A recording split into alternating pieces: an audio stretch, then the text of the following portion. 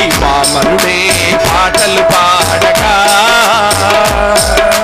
దూతలతోనూ సంతోషిస్తావు.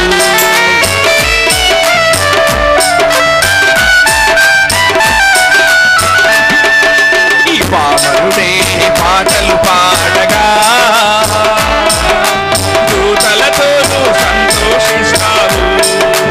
నాలో ఊపిరి ఉన్నంత కాలం యేసయ్యా నిన్ను గూర్చి పాడకుండా ఉండలేనయ్యా. మన ప్రభు అయిన యేసుక్రీస్తు నామంలో నీ విశ్వాసం అనే టెలివిజన్ ప్రోగ్రాం చూస్తున్న ప్రేక్షకులందరికీ వందనాలు, శుభము కలుగును గాక. బాగున్నారా? చాలా చాలా బాగున్నాను. మీరు కూడా బాగున్నారా అనుకుంటున్నాను. ఈరోజు దేవుడి యొక్క వాక్యంలో కొన్ని మాటలు చూద్దాం. కీర్తన 128లో పరిశుద్ధాత్మ దేవుడు అలా రాయించాడు. దాన్ని మనం ఎలాగా అన్వయించుకొని పాడుకోవచ్చు అని అంటే ఈ విధంగా ఉంది. యెహోవా యందు భయభక్తులు కలిగిన నేను, ఆయన త్రోవలందు నడుచు నేను ధన్యుణ్ణి. నిశ్చయముగా నేను నా చేతుల కష్టార్జితాన్ని అనుభవిస్తాను. నేను ధన్యుణ్ణు, నాకు మేలు కలుగుతుంది. నా లోగిట నా భార్య ఫలించు ద్రాక్షావల్లివే ఉంటుంది. నా భోజనపు బల్ల చుట్టూ నా పిల్లలు ఒలీవ మొక్కల వలె ఉంటారు. యెహోవా యందు భయభక్తులు గల నేను ఇలాగూ ఆస్వాదించబడతాను. సీయోను నుండి యెహోవా నన్ను ఆస్వాదించును. నా జీవిత కాలమంతయు యెరూషలేము క్షేమాన్ని కలుగుటం చూస్తాను. నా పిల్లల పిల్లలను నేను చూస్తాను. ఇశ్రాయేలీయుల మీద సమాధానం ఉండును గాక. ఆమేన్, హల్లెలూయా. దేవుడు అంటాడు, యెరూషలేమా యెరూషలేమా నిన్ను ప్రేమించువారు వర్ధిల్లుదురు అని అసలు మన జీవితాల్లోకి వచ్చినప్పుడు ఆయన మనని ఏ విధంగా చూస్తున్నాడు, మనం ఏ విధంగా మాట్లాడితే ఆయనకి ఇష్టము అనేది మనం ఎంతైనా గ్రహించాలి. దేవుడు ఏమని చెప్పాడు? యెహోవా యందు భయభక్తులు కలిగి ఆయన త్రోవలందు నడుచు నేను ధన్యుడని నువ్వు అనుకోవాలి, నువ్వు అలా మాట్లాడాలి, నువ్వు చెప్పాలి. నిశ్చయముగా నేను నా చేతుల కష్టార్జితాన్ని అనుభవిస్తాను. చాలామంది ఈ రోజుల్లో కష్టపడుతున్నాం కానీ మాకు మరిగా ఏది కలిసి రావట్లేదయ్యా. మా ఏ బిజినెస్లు చూడండి, ఏవి కూడా అంతగా ప్రాఫిట్గా లేవు. ఏ యొక్క వ్యాపారం చేద్దామన్నా మాకు ఒక శుభప్రదమైన నిరీక్షణ కలగట్లేదు అని చెప్తున్నారు. ఈ లోకంలో దేవుడు లేని వారికి అట్లాంటి మాటలు వస్తాయి, కానీ దేవుడు ఉన్నవారికి ఏమై మాట్లాడుకోవాలంటే నిశ్చయముగా నా చేతుల కష్టార్జితాన్ని దేవుడు నాకు అనుభవించేటట్టు చేస్తాడు. నాకు ఏదో రోగాలు వచ్చి, సిక్నెస్లు వచ్చి, వ్యాధులు వచ్చేసేసి నా కష్టార్జితం అంతా హాస్పిటల్ పాలవటానికి వీల్లేదు. నిశ్చయముగా నా పిల్లలు పచ్చటి ఒలీవ మొక్కల వలె నా బల్ల చుట్టూ ఉంటారు. ఇది దేవుడు మాటలండి, నేను నా మాటలు చెప్తలేదు. ఈ యొక్క కొత్త సంవత్సరంలో ఉన్న మీరు దేవుని యొక్క మాటల్ని ఎలాగ అన్వయించుకొని ఎలా మాట్లాడాలనేది మీకు నేను బోధిస్తున్నాను, ఉపదేశిస్తున్నాను. ఇవన్నీ ఆయన మాటలే, నా మాటలు ఒక్కటి కూడా లేదు. నా మాటలు ఏవి క్రియ చేయవండి. కానీ యేసయ్య మాటని ఎవరు ఉపయోగించినా ఆ మాట వారి జీవితాల్లో క్రియ జరిగిస్తుంది. అందుకే దేవుడు చెప్తాడు, నా నోట నుంచి వచ్చిన మాట వెళ్ళి క్రియ జరిగిస్తుందే కానీ అది వృధా అవ్వదు అని చెప్పాడు. ఈ మాటలు ఇలా నువ్వు అలాగ మాట్లాడు. ప్రభువా, నేను నిశ్చయముగా నా చేతుల కష్టార్జితాన్ని నేను అనుభవిస్తాను. నా యొక్క ఆస్తిపాస్తులు కానీ నా కష్టార్జితం అన్యాక్రాంతం అవ్వదు. లేకపోతే సడన్గా వచ్చేసి ఒక ఉప్పెనలాగా ఒక ఖర్చు వచ్చి పడి నా యొక్క కష్టార్జితాన్ని తీసుకెళ్ళి అప్పులు పాలు చెయ్యదు. నీవు నాతో ఉన్నావు, నాకు మేలు చేస్తావు. ఈ సంవత్సరం ఆరంభం నుంచి సంవత్సరాంతం వరకు కూడా నేను నీ సన్నిధిలో యథార్థంగా కష్టపడతాను. నువ్వు నాకు కష్టానికి తగినట్టుగా నాకు ఫలితాన్ని ఇస్తావు అని చెప్పి నువ్వు అలా మాట్లాడాలి. నువ్వు ఆశీర్వదించబడిన బిడ్డవని చెప్పి నీకు నువ్వే శుభవచనాలు పలుకోవాలి దేవుని సన్నిధిలో. ఆయన అంట, మన పాదములు ఎన్నడూ తొట్టిల్లయ్యనట. నేను తొట్టిల్లను అని నీకు నువ్వే పలుకో. నేను పాపం చెయ్యను, నేను ఎటువంటి చెడు పనులకి కూడా గాలికి ఎగిరిపోయే పొట్టు వలె నేను కొట్టుకుపోను అని నువ్వు అనుకో. అప్పుడు నువ్వు దేవుని యొక్క కృపని అనుభవిస్తావు. మనుషులు మాయోపాయాలు, మనుషులు ఏది చెప్తే అది నమ్మేసి అటు ఇటు తిరగటం వల్ల నీకు వచ్చేది ఏమి ఉండదండి. దేవుని ఏ నరుడైతే ఆయన త్రోవలలో నడుస్తాడో అట్టి నరుడు ధన్యుడు అని వాక్యం చెప్తుంది. నీవు అనుకోవాలి, ప్రభువా, నా మనస్సాక్షి నా మీద ఏ దోషారోపణ చేయట్లేదు కనుక స్వామి, నేను చేసే ప్రతి పనిలో నువ్వు నాతో ఉంటావు. నేను మాట్లాడే సంభాషణలో నువ్వు మాతో ఉంటావు. నా బిజినెస్ కాన్ఫరెన్స్లో నువ్వు మాతో ఉంటావు. నేను ఏ పని పూనుకొనినా నువ్వు నాతో ఉండి నన్ను హెచ్చించి, నన్ను ఆస్వాదించి, నన్ను అభివృద్ధి చేస్తావు. నీ రక్షణను నాకు చూపిస్తావు. యెహోవా యందు నమ్మిక ఉంచి ఉన్నాను కనుక నేను కదలక నిత్యము నిలుచు సియోను కొండవలే ఉంటాను. ఇది మొదలుకొని నిత్యము తన ప్రజల చుట్టూ యెహోవా ఉంటాడని రాసింది. నువ్వు అనుకో, లార్డ్, ప్రతిరోజు కుటుంబ ప్రార్థన చేసుకోండి, లేకపోతే ప్రతిరోజు ఏదో ఒక టైంలో పిల్లలకి దేవుని మనిషి మాట్లాడుతూ ఉండండి. మేము కదలక నిత్యము కొండవలే ఉంటాము. ఆ మాట ఉంటుంది చూడండి, కదలక నిత్యము నిలుచు కొండవలే ఉంటారు యెహోవా యందు నమ్మిక ఉంచిన వారు. ఎస్, ప్రైజ్ ది లార్డ్, హల్లెలూయా. అలాగే ఇంకా దేవుని యొక్క వాక్యాల్లో చాలా చాలా మాటలు ఉన్నాయి. సహోదరులు ఐక్యత కలిగి ఉంటే ఎంత మేలు, ఎంత మనోహరము. Unity brings the glory. ఐకమత్యం అనేది, ఐక్యత అనేది దేవుని యొక్క మహిమను తీసుకొస్తుంది. చాలామంది ఏకాడికి ఇప్పుడు ఏంటో తెలుసా, మీరు మీ కోపం రావచ్చండి, ఏం పర్వాలేదు, కోపం వచ్చినా పర్వాలేదు, ఏం చేస్తారు, నా ప్రాణం ఏం తీయలేరు కదా.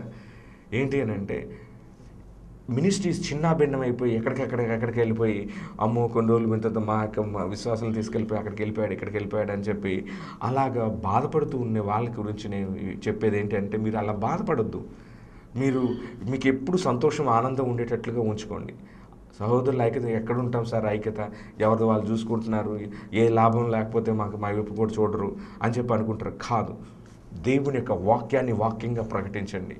దేని గురించి మీరు దిగులు చెందొద్దు, యేసు గురించి ప్రకటిస్తూ ఉండండి. దేవుడు అద్భుతాలు అవే జరుగుతూ వస్తాయి, నిన్ను పోషిస్తాడు. నువ్వు మనుషుల వైపు చూసావా, అది నిన్ను డామినేట్ చేస్తుంది, అది నిన్ను ఈడ్చగలుగుతుంది. కానీ నువ్వు దేవుడి వైపు చూసావా, దేవుడే నిన్ను పోషిస్తూ నడిపిస్తాడు. ఏ యొక్క శోధన కానీ, ఏ యొక్క పని కానీ నిన్ను డామినేట్ చేసి నిన్ను అధిగమించింది, అది నిన్ను ఏలుబడి చేసేటట్లు మాత్రం నువ్వు చూసుకోవద్దు. హల్లెలూయా. ప్రతిదీ కూడా యేసుక్రీస్తు కిందకి చెరపట్టి తీసుకొని రా. అందుకనే ఈ దేవుడు ఎజ్రాకి చేసిన ఫేవర్ని ఒకసారి మీకు వినిపిస్తాను. 7వ అధ్యాయం 23వ వచనం. దేవుడు యొక్క మందిరాన్ని కట్టబడుతూ ఉంటున్నప్పుడు ఒక రాజు వారికి ఒక ఫేవర్ లెటర్ ఇస్తున్నాడు. అదేంటి అంటే అక్కడ ఉంది, 1000 తూముల గోధుమలు, 200 మణుగుల వెండి, 300 తూముల ద్రాక్షరసము, 300 తూముల నూనె, లెక్క లేకుండా ఉప్పును ఇవ్వండి. ఎవరికి? ఎజ్రాకి ఇవ్వమని చెప్తున్నాడు. ఆ రాజు ఈ ఎజ్రాకి ఈ పని పూనుకుంటున్నాడు కాబట్టి అతడికి ఏది తక్కువ చేయొద్దు, ఉంచండి అని చెప్తున్నాడు. ఆకాశమందలి దేవుని చేత ఏది నిర్ణయమాయనో దాన్ని ఆకాశమందలి దేవుని మందిరమునకు జాగ్రత్తగా చేయింపవలసినది. రాజు యొక్క రాజ్యం మీదకిని అతని కుమారుల మీదకిని కోపము ఎందుకు రావలెను? మరియు యాజకులను, లేవీలను, గాయకులను, ద్వారపాలకులను, దేవుని మందిరపు సేవకులైన వారందరినీ గూర్చి మేము మీకు నిర్ణయించినదేమనగా, ఆర్డర్ జీవో పాస్ అవుతుంది.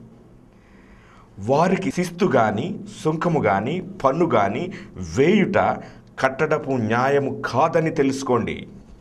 మరియు ఎజ్రా నది అవతల జనులకు తీర్పు తీర్చుటకై నీ దేవుడు నీకు దయచేసిన జ్ఞానం చొప్పున నీవు నీ దేవుని యొక్క ధర్మశాస్త్ర విధులను తెలిసి కొనిన వారిలో కొందరిని అధికారులుగాను న్యాయాధిపతులుగాను ఉంచవలెను.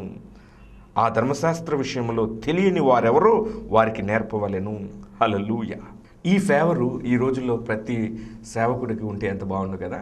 No income tax, no sales tax, no commercial tax, అసలు నో ప్రాపర్టీ ట్యాక్స్. ఇట్లా ఒక రాజు ఒక జీవో పాస్ చేసి వీరు ఆకాశమందలి దేవునికి వారు విజ్ఞాపన చేస్తున్నారు, మందిరాన్ని కడుతున్నారు. ఆయన కోపము నా రాజ్యం మీదకి ఎందుకు రావాలి, నా గవర్నమెంట్ మీదకి ఎందుకు రావాలి? కాబట్టి మీరు చాలా జాగ్రత్తగా ఉండండి. వారికి ఏది కూడా మీరు కష్టం కలిగించొద్దు, వారికి ఇవ్వాల్సిందంతా, వారికి ఏది కావాలో అది ఇవ్వండి, ఇది నా ఆర్డర్ అని చెప్పేసి ఒక ప్రైమ్ మినిస్టర్, ఒక ప్రెసిడెంటో ఆ మాటల దగ్గర నుంచి ఒక జీవో పాస్ అయితే ఎంత బాగుండో కదా. మనకు కూడా అంతే, మీరు స్వేచ్ఛగా చేసుకోండి అని చెప్పి అంటారు.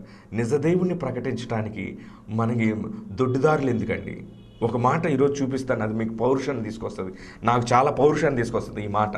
ఆ మాట దేవుడు ఎందుకు ఇలా రాసి పెట్టాడని అనుకుంటాను. నేనేమో నా దేవుడు గొప్పవాడు, బలాఢ్యుడు, ఆయన నాకు తోడుగా ఉంటాడు, నేను చేరవలసిన గమ్యస్థానానికి నన్ను ఆయన చేరుస్తాడని నేను చెప్పుకుంటానా?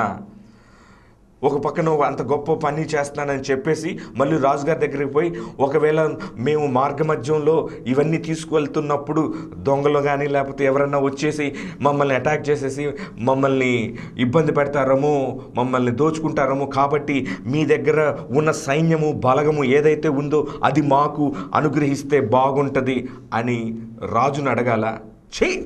మాకన్నా సిగ్గుండాలి. నేను నా మాటలు కదండి, వాక్యం చూపిస్తున్నాను, మీరు చూడండి. ఎజ్రా 8:22-23 వచనాలు ఎట్లా ఉంటుంది. ఒక పక్కన మనమేమో దేవాది దేవుడు, సర్వశక్తిమంతుడు, సర్వోన్నతుడు, సర్వాధికారి, ఆయనే సర్వసంపన్నుడు, ఆయనకి దగ్గర అన్నీ ఉన్నాయి అని చెప్పి మనం చెప్పుకుంటామా? మరి వేరే వాళ్ళ దగ్గరికి వచ్చినప్పుడేమో మాకు అది లేదు ఇది లేదని చెప్పి యాకరు పెట్టటమా? అక్కడ అంటాడు, మాకు సిగ్గుగా అనిపిస్తుంది అన్నమాట. చదవండి. మేలు కలుగ చేయుటకై ఆయన ఆశ్రయించు వారి అందరికీ నా దేవుని హస్తం తోడుగా ఉండును, కానీ ఆయన హస్తమును ఆయన ఉగ్రతయు ఆయనను విసర్జించు వారి మీదకి వచ్చునని మేము రాజుతో చెప్పి ఉంటిమి కనుక. అంటే మేము ఆల్రెడీ రాజుతో ఈ విధంగా చెప్పాం. మార్గమందున్న శత్రువుల విషయమై మాకు సహాయం చేయనట్లు కాల్బలమును రౌతులను రాజునొద్ద కావలనని మనవి చేయుటకు సిగ్గు నాకు తోచెను. అయ్యో హల్లెలూయా! మేము ఉపవాసం ఉండి ఆ సంగతిని బట్టి నా దేవునిని వేడుకొనగా ఆయన నా మనవి అంగీకరించెను. హల్లెలూయా! దీన్ని రకరకాలుగా చెప్పుకోవచ్చండి. ఇక్కడ ఏం చెప్పుకున్నాడు భక్తుడు అంటే సెక్యూరిటీ. ఇంత టన్నల్, ఇంతంత బంగారము వెండి కావాల్సిన సరుకులు అన్నీ తీసుకుపోతున్నారు, మార్గమధ్యంలో ఎవరైనా దోచుకొని మిమ్మల్ని ఇబ్బంది పెట్టేసి కష్టపడతారేమో, కాబట్టి మేము మా దేవుడు మమ్మల్ని రక్షిస్తాడు, మమ్మల్ని సహాయం చేస్తాడు, మమ్మల్ని పేదరికంలో ఉంచుడు, మమ్మల్ని గొప్పగా మమ్మల్ని హెచ్చించి ఆస్వాదించి దేశం యొక్క ఉన్నత స్థితుల్లోనూ పరిస్థితుల్లోనూ ఆ యొక్క ప్రదేశాల్లో నుంచోబెడతాడని మేము చెప్పుకుంటామా?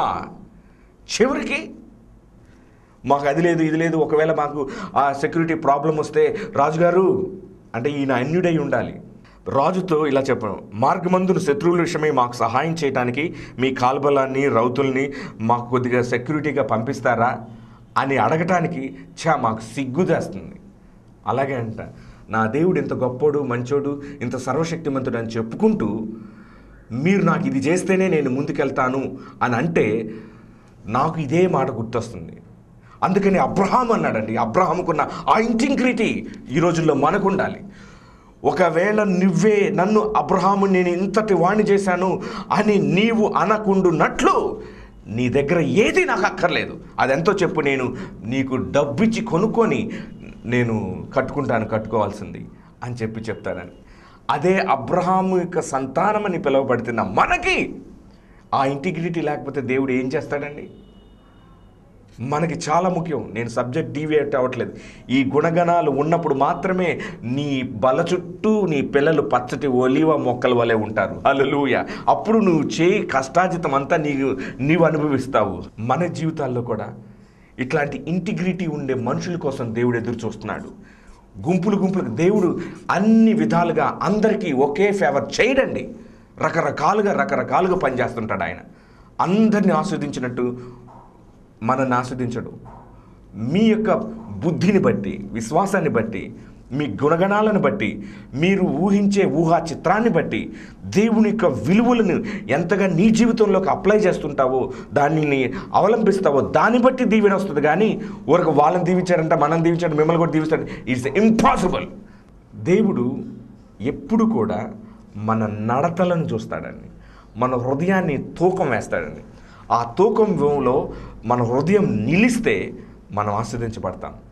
ఇక్కడ రాసింది, మేము ఆ యొక్క రాజుల యొక్క సపోర్ట్ తీసుకోం ప్రభువా, వాళ్ళ యొక్క సైన్యం యొక్క సపోర్ట్ మాకు అక్కర్లేదు అని మేము ఉపవాసం ఉండి ప్రార్థన చేసినప్పుడు దేవుడు మా మనవి అంగీకరించాడు. అలాగే నువ్వు కూడా ఎవరికైనా దగ్గరికైనా వెళ్ళి నీ అవసరతకి వెళ్ళి చెప్పుకున్నా, లేకపోతే ఏదన్నా ఏ ప్రాబ్లం ఉన్నా సరే, వారు ఒక్కొక్కసారి చేయలేకపోవచ్చు నిజంగానే, లేకపోయి కానీ ఉంటే చేసేవచ్చేమో, లేకపోతే ఉన్నా చేయని వాళ్ళు ఉంటారేమో. వీటన్నిటి మనకెందుకండి? మనం కష్టార్జితం దేవుడు మనకిస్తే మనకి దేవుడు జ్ఞానం ద్వారా మన పిల్లలకి గొప్పగా ఆస్వాదిస్తాడు. చదువుల్లో జ్ఞానం, అలా తర్వాత ఉద్యోగంలో ప్రమోషన్, తర్వాత మనం చేసే పనిలో ఒక ప్రత్యేకత, ఇవన్నీ దేవుడు ఇవ్వాలి. అంతేకాదు ఇంకొక మాట ఇక్కడ రాసింది ఎజ్రా 8:31, నా దేవుని హస్తం నాకు తోడుగా ఉన్నది గనుక శత్రువుల చేతిలో నుండి, మార్గమందు పొంచి ఉన్న వారి చేతిలో నుండి ఆయన నన్ను తప్పించి ఉన్నాడు. హల్లెలూయా. ఈ మాట చెప్పేశాడు. ఇతడు ఏది నమ్మాడో ఆ నమ్మిక ప్రకారం ఇది జరిగిందన్న దానికి ఇక్కడ రుజువు కనపడుతుంది. అలాగే నీ జీవితంలో, నా జీవితంలో మనం ఏది దేవుని సన్నిధిలో నమ్మామో దాని ప్రకారం దేవుడు చేస్తాడు. అయితే మనం ఆ దాఖలాలు కనపరుచుకోవాలి. ఈ మాటే ఇదే పట్టుకొని నువ్వు దేవుని సన్నిధిలో ఈ కొత్త సంవత్సరంలో మీరు అడగండి, ప్రభువా నాకు ఇష్టం లేదు, నాకు సిగ్గేస్తుంది అట్లా అడగటానికి, కాబట్టి నీ సన్నిధిలో నేను ప్రార్థన చేస్తాను. ఆ ప్రార్థన చేసిన తరువాత నీ హస్తం నాకు తోడుగా ఉందని, నా శత్రువుల చేతిలో నుండి, ఆ మార్గమునందు పూంచి ఉన్న గుంటనక్కల చేతుల్లో నుంచి నువ్వు నన్ను విడిపించావని నాకు సాక్ష్యం కావాలి, నువ్వు నాకు సహాయం చేశావని నాకు నిర్ధారణ కావాలి అని నువ్వు అడగండి. దేవుడి సన్నిధిలో డెఫినెట్గా ఇట్లాంటివి చేస్తాడు. అది చేయకపోతే ఈ బైబిల్ అబద్ధం అయిపోద్దండి. నేను అబద్ధం గురించి నేను చెప్పట్లేదు, సత్యం గురించి చెప్తున్నాను. ఆనాడు విలువలతో కూడిన భక్తి చేశారు దైవజనులు. వాళ్ళు అబ్రహాము చేశాడు, ఇక ఎజ్రాకు ఈ విధంగా దేవుడు ఫేవర్ని అనుగ్రహించాడు. ఈరోజు 2014 జనవరిలో మీకు కూడా ఇట్టి ఫేవర్ని దేవుడు చేయాలని నేను ఆశిస్తున్నాను. అప్పుడు అనుకుంటావు, ఎప్పుడు కష్టము, కన్నీరు, దుఃఖము, వ్యాధి, బాధలు ఇవి ఉంటే సంతోషం ఉండదండి. ఒకవేళ ఇట్లు పరిస్థితుల్లో వెళ్తూ కూడా దేవునిలో సంతోషించే వాళ్ళు ఉంటే మీరు చాలా చాలా ధన్యులు. కానీ నువ్వే దీవించబడకపోతే ఎదువాళ్ళకి దేవుడు దీవిస్తాడని ఎలా చెప్తావు? నా దేవుడు దీవిస్తాడు, నా దేవుడు సర్వసంపన్నుడు అని చెప్పుకొని నువ్వు ఎదుటి వాళ్ళని మీరిస్తే కానీ నేను ముందుకెళ్ళలేను, మీరు ఇస్తే కానీ నేను చేయలేనని అనుకుంటే నాకు ఈ యొక్క వచనం వచ్చి అడ్డం పడుతుంది. ప్రభువా ఈ వాక్యం ఎలా చెప్తుంది? ఆ రోజు ఆ రాజుతో అలా చెప్పుకోవటానికి అతడు సిగ్గుపడ్డాడు. నేను కూడా నీవు గొప్ప దేవుడు, ఐశ్వర్యవంతుడు, సకల ఆశీర్వాదాలకి కారణభూతుడు, నీవే పొలాన్ని దీవిస్తావు, నువ్వే ఆస్వాదిస్తావు, భూమి మీద ఉన్న జనులందరూ అన్యజనులు నీ ద్వారా ఆస్వాదించబడతావని నా తండ్రి అయిన అబ్రహాముకు నువ్వు వాగ్దానం చేశావే. అట్టి వాగ్దాన పుత్రులుగా క్రీస్తు యేసు రక్తం నందు కడుగుబడిన మాకు కూడా అట్టి ఆధిక్యతను, అట్టి ఆశీర్వాదాన్ని నువ్వు ఎందుకు ఇవ్వవయ్యా? నువ్వు వేరే వాళ్ళు ఇస్తేనే మేము ఆస్వాదించబడాలా? నీకుగా నువ్వు పూనుకొని నన్ను ఆస్వాదించలేవా దేవా? నువ్వు నిశ్చయంగా మమ్మల్ని ఆస్వాదించాలి. మేము అడగకపోయినప్పటికీ నీవు మమ్మల్ని ఆస్వాదించగా ఆ ఆశీర్వాదం జనులందరూ చూచుదురు కాక. నేను నా దేవుడి సన్నిధిలో ప్రార్థన చేసి ఉన్నాను కనుక ఆయన నిశ్చయముగా ఆయన ఎవరెవరి హృదయమును ప్రేరేపించగలడో అట్టి నరులను నా దగ్గరికి తీసుకువచ్చి ఆ దేవుడి బిడ్డలలో నేను ఆనందించడానికి దేవుడు నాకు కృపను అనుగ్రహించాడని నేను ఎట్లా చెప్పుకోలేనా ప్రభువా? ఎల్లకాలము ఈ స్థితి ఎన్ని రోజులని కంటిన్యూ అవ్వాలి? సంవత్సరంలో గడిచిపోతూ ఉన్నాయి. నా యొక్క జీవితంలో కానీ, మినిస్ట్రీలో కానీ, మా యొక్క స్పిరిచువల్ లైఫ్లో కానీ ఎదుగుబొదుగు లేకుండా ఆచారము ప్రకారంగా మేము చేస్తూ ఉంటే మాకు సంతోషం ఉండదు ప్రభువా అని నువ్వు ఈ యొక్క లేఖనాలు పెట్టి దేవుడి సన్నిధిలో మాట్లాడు. ప్రభువా నేను ఉపవాసం ఉండి దేవుని సన్నిధిలో ప్రార్థన చేశాను, ఈ సంగతిని బట్టి నా దేవుని నేను వేడుకొనగా దేవుడు నా మనవి ఆలకించాడు అని నీవు సంవత్సరాంతంలో చెప్పుకొందువుగాక. మీ సమస్య ఏదైనా, అది ఎంతైనా సరే యేసు నామంలో ఈ వాక్యంతో ఆ పరిస్థితిని సవాలు చేసి చెప్తున్నాను. కాబట్టి నువ్వు ఈ వాక్యంతో ఏకీభవించు. ఆనాడు ఆ భక్తుడు అలా చెప్పుకున్నాడు, నా మనవి నువ్వు ఆలకించావయ్యా, నీవు నా దేవుడు అయ్యున్నందున నీ హస్తము నాకు తోడుగా ఉండి నేను నా శత్రువుల మధ్యలో మార్గములలో ఉన్న ప్రతి దానిని నువ్వు పటాపంచలు చేసి నన్ను క్షేమకరంగా నేను వెళ్ళవలసిన ఆ గమ్యస్థానికి నువ్వు నాకు చేర్చావయ్యా చెప్పే స్థాయిలో నువ్వు ఉందువుగాక. అప్పుడు నీ కష్టార్జితం దేవుడు నిన్ను ఆస్వాదిస్తాడు. అందుకని అది అన్యక్రాంతం అవటానికి వీల్లేదు. నీవు ఏం విత్తావో అదే కోస్తావు. నీవు దేవుని వాక్యాన్ని పలికినప్పుడు మాత్రమే దేవుడి యొక్క దేవతలు వచ్చి ఆ వాక్యాన్ని నీ జీవితంలో నెరవేరుస్తారు. సో ఈ కొత్త సంవత్సరం ఇట్లాంటి ఫేవర్ వచ్చేటట్టుగా మీరు అడగండి. గవర్నమెంట్ ఏదైనప్పటికీ కూడా ఈ యొక్క ఫేవర్ మనం చేసే ప్రతి పనిని బట్టి వాళ్ళకి భయం పుట్టాలి. వాళ్ళు ఎంతటి వారైనా నాకు లెక్కలేదని చెప్పి భక్తుడు చెప్తున్నాడు. మనం ఏ నరుని కించపరచం, ఏ నరుడికి హాని చేయం, ఎవరిది దోచుకోము, ఎవరికి అన్యాయం చేయం. ఇట్లాంటి గుణగణాలు ఉన్నవాడే క్రైస్తవుడు. అవి లేకుండా బైబిల్ పట్టుకున్నంత మాత్రాన నీకు దేవుడు సమాధానం ఇచ్చి నీకు సుఖశాంతులు ఇస్తాడు, నీకు సంతోషం ఇస్తాడని నేను చెప్పలేను. ఎందుకంటే మనం ఈ లోకంలో ఉన్నప్పుడు దేవుని యొక్క పరిశుద్ధతను ఈ లోకానికి చూపెట్టడానికి, దేవుని యొక్క ఆశీర్వాదాన్ని, ఐశ్వర్యాన్ని ఈ లోకానికి కనపరచటానికి దేవుడు మనల్ని వెలుగు సంబంధులుగా చేశాడు. మనం చేసే క్రియలను బట్టి రాజ్యాలైనా రాజ్యాధిపతులైనా ఈ యొక్క మాటలు చెప్పుకొనుగాక. మనం ఏ దేశం వెళ్ళినా ఆ దేశం ప్రెసిడెంట్ కానీ ప్రైమ్ మినిస్టర్ కానీ వాళ్ళు ఇట్లాంటిది మనకి చేయునుగాక. ఎందుకంటే ఆకాశమందలి దేవునిని వారు స్తుతిస్తున్నారు. ఆ దేవుని యొక్క పరిచర్యని నేనెందుకు ఆటంకపరచాలి? ఆ యొక్క ఆటంకపరిచి నా పిల్లల మీదకి ఆ శాపాన్ని నేనెందుకు తెచ్చుకోవాలి? నో. వారు సర్వశక్తిమంతుడు, సర్వోన్నతుడు, నిత్యుడగు తండ్రి, సృష్టికర్త అయిన దేవుణ్ణి వారు ఆరాధించుకుంటున్నారు. వారు ఎన్నడూ ఏ మనుషులకు హాని చేసే జనాంగం కాదు వాళ్ళు అని చెప్పి లోకం మన గురించి సాక్ష్యం ఇచ్చునుగాక. ఆమేన్, హల్లెలూయా. మనం దేవుడి గురించి తెలుసు కాబట్టి దేవుని గురించి సాక్ష్యం ఇస్తున్నాం. మరి లోకం మన గురించి ఏ సాక్ష్యం ఇస్తుంది? అందుకనే దేవుడు అంటాడు, మీరు ప్రవర్తించిన ప్రవర్తనను బట్టే కదా నా నామము అన్యజనుల్లో దూషించబడుతుంది అని చెప్పి రాశాడు. అయితే మనల్ని బట్టి దేవుడి నామం ఎన్నడూ కూడా దూషించబడటానికి వీల్లేదు. వాళ్ళ బైబిల్ పట్టుకుంటారు, చేసేయన్నీ చేస్తారండి, వాళ్ళ గురించి మాట్లాడొద్దు అనే ఆ స్థితి మన ఎదుటే ఉంటే ఇక మనం దేవుని గురించి ఏం చూపిస్తాము, ఎలా మాట్లాడతామండి? మనము ఈ లోకాన్ని ప్రభావితం చేయాలంటే కేవలం మన యొక్క గుణగణాల ద్వారా ఎక్కువగా దేవుని యొక్క నామాన్ని ఘనపరుస్తాం, మహిమపరుస్తాం. అంతేగాని మరి ఏది కాదు. ఆ తరంలో దేవుడు అద్భుతాలు చేశాడండి, తర్వాత ఇంకా ఏం చేయట్లేదండి అని చెప్పుకోవాలా? కాదే. హౌజా స్ట్రీట్ రివైవల్ అని 1906లో ఆ కాలిఫోర్నియా దగ్గర వచ్చింది. ఆ స్ట్రీట్లో అది ఎంతో గొప్ప అద్భుతం అని ఎంతగానో పెంతెకోస్తులు రకరకాల ప్రసంగాలు ఉన్నాయి దాని గురించి.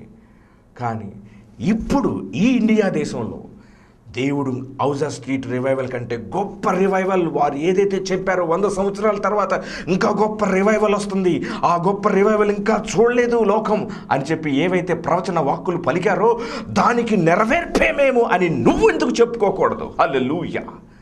ఆ గొప్ప రివైవల్ యొక్క ప్రవచన యొక్క నెరవేర్పు దేవుడు ఈ అంత్యకాలంలో మా ద్వారా ఈ 2014 నుంచి జరిగించుతున్నాడు అనే లేఖనాల్లోనూ మనుషుల్లోనూ TBN, CNN వారందరూ వచ్చి ఏం జరుగుతుంది అంటే దేవుడి మహాశక్తి వచ్చి వారినందరినీ ఒప్పింప చేపిస్తున్నాడు. ఇంత గొప్ప రివైవల్ మొదలైంది. ఆ రివైవల్ నీలో నుంచే దేవుడు ఎందుకు మొదలు పెట్టకూడదు? ఆమేన్, హల్లెలూయా. అయ్యా మేము అంత దానికి అర్హులమయ్యా, అంత గొప్ప గొప్ప రివైవల్స్ మేము చూడాలంటే ఎంత పని చేయాలో, ఎంత ఖర్చు అవుతుందో. నిన్నెవడు అట్లా దాని గురించి ఆలోచించమన్నాడు? ప్రభా నువ్వు అట్లాంటి గొప్ప పనులు చేయయ్యా, నేను అట్లా మాట్లాడతానయ్యా, నేను అలా ప్రకటిస్తాను, అలా ఉంటానయ్యా అని అలాంటి మాటల కోసం ఎదురు చూస్తున్నాడు. కానీ నీ యొక్క శక్తి సామర్థ్యాలు అని తెలీదా? నీ దగ్గర ఉందో లేదా అని తెలీదా ముందు? అయితే నీ దగ్గర వాక్యం ఉంది అని ఆయన అనుకోవాలి. నా బిడ్డలు ఈ వాక్యాన్ని నెరవేరుస్తారు, ఈ బిడ్డలకి నేను ఇది ఇస్తే నేను నా ఆకాశపు వాకిళ్లను విప్పి పట్టజాలనంత ఆశీర్వాదాన్ని వీళ్ళు కలుగు చేస్తే వీరు నన్ను గొప్పగా కనపరిచారు వారే కానీ నన్ను తలదించుకునేటట్టుగా చేయరు వీళ్ళు అనే సాక్ష్యము నువ్వు పొంది ఉన్నట్లయితే నీవు ధన్యుడు. హల్లెలూయా. అట్లాంటి ధీరత్వం, వీరోచితం, ధైర్యం మనలో నుంచి ఉట్టిపడాలండి. హల్లెలూయా. ఎలా వస్తుందండి? ఉజ్జీవం ఉజ్జీవం ఉజ్జీవం అని ప్రార్థన. ప్రభా పంపించినైనా ఉజ్జీవం పంపించు. మొదట నీ ఆత్మలో నీ మనసులో ఉజ్జీవం రానంత వరకు సంఘాల్లో ఉజ్జీవాలు రాదు. ఏ కాడికి సెల్ఫ్ సెంటర్డ్ ప్రేయర్స్ వాళ్ళు 10 మంది కలిగిన కుటుంబాలను కలుపుకొని స్తోత్రం అండి వందనాలని చెప్పి ఇట్లా రాదు ఉజ్జీవం. చెప్తున్నా వాక్యం ఏం చెప్తుందో తెలుసా? దేవుని ఆత్మలో సమయమనక అసమయమనక అత్యాసక్తితో ఆసక్తితో ప్రార్థించండి. అలా గంటలు ప్రార్థన చేద్దామంటే ప్రార్థనలు రారు. అలాగే గొప్ప గొప్ప మ్యూజిక్ని పెట్టుకొని పాటలు వర్షిప్ చేద్దామండి అనగానే గోకుల్లో జనాలు పరిగెడతారు. గంటలు ప్రార్థన చేద్దాం రండి, అన్య భాషల్లో ప్రార్థన చేద్దామని అంటే చాలా తక్కువ మంది. ఎందుకంటే మాకు రావండి. ఆయన కఠినంగా చెప్తాడండి. అసలు లోకంలో అసలు ఆనందం ఏంటో ఏంటో తెలియదండి. అటు చేయొద్దు ఇటు చేయొద్దు అని చెప్తాడండి. అసలు దేవుణ్ణిలో ఆనందం తెలిస్తే అసలు ఈ లోకం వైపే నీకు చూడబుద్ది కాదు, అసహ్యం వేస్తుంది. ఇట్లాంటి లోకంలో నేను బ్రతికేది అని. అదే దేవుని యొక్క సంబంధులు ఎప్పుడు ఎల్లవేళలా మన గురించి మంచి కోరుకునే వారి ఆ యొక్క వాతావరణంలో పెరిగితే మన బుద్ధులు కూడా మంచి చేయాలనే బుద్ధులు వస్తాయండి. అందుకని అంటారు, అరే వాళ్ళతో వీళ్ళతో సహవాసం చేయవాకరా, లేనిపోయిన చెడు బుద్ధులు నీకు వస్తాయి అంటారు. మాతో సహవాసం చేయండి, మంచి బుద్ధులు దేవుడి వాక్యంలో ఎలా ఉందో అలా ఒక రప్పిస్తాడు అని నువ్వు చెప్పగలిగే స్థాయిలో ఉండాలి. హల్లెలూయా. నా మాటలు మీ యొక్క జీవితాల్లో ఎంతో కొంత గొప్ప మార్పుని తీసుకొస్తుందని నేను నమ్ముకున్నా. మీరు నాకు ఫోన్ కాల్స్ చేయకపోయినా, ఎందుకంటే నేను ఇంత పెద్దోడిని, నేను ఆయనకు కాల్ చేసేది ఏంటండి, వద్దులేండి అని మీరు అనుకోవచ్చు. బట్ మీరు ఎక్కడున్నా ఈ మాటలు విని సంతోషిస్తే అదే చాలు నాకు. హల్లెలూయా. నాకు ఎవరి మనుషుల యొక్క ఫేవర్ కావాలి, అలాగే దేవుని యొక్క ఫేవరు కావాలి. మొదట దేవుని ఫేవర్ వస్తే ఆ తర్వాత మనుషుల ఫేవర్ వస్తుంది. కానీ దేవుడి ఫేవర్ వదిలేసేసి ఎట్ట బతుకుతాం, అట చేస్తాం, ఎట చేస్తాం అని నువ్వు సమీకరణాలు గ్యాదర్ చేసుకొని చూసుకున్నావు అనుకోండి, ఓకే నువ్వు మనుషుల దయ కావాలనుకుంటున్నావు, మనుషులు కానీ అప్పచెప్తా అంటాడు. కాదు, ఫస్ట్ దేవుని దయ అందు మనం వర్ధిల్లాలి. అప్పుడు మనుషుల దయ మనకి ఖచ్చితంగా దేవుడు అనుగ్రహిస్తాడు. ఈ మాటలు విన్నప్పుడు నీకు సంతోషం రాలేదా? ఖచ్చితంగా సంతోషం వచ్చింది. నువ్వు అట్లా ఉండాలనే కదా నేను ఆశపడుతున్నాను. Praise the Lord. హల్లెలూయా. ఒక క్షణం ప్రార్థన చేద్దాం.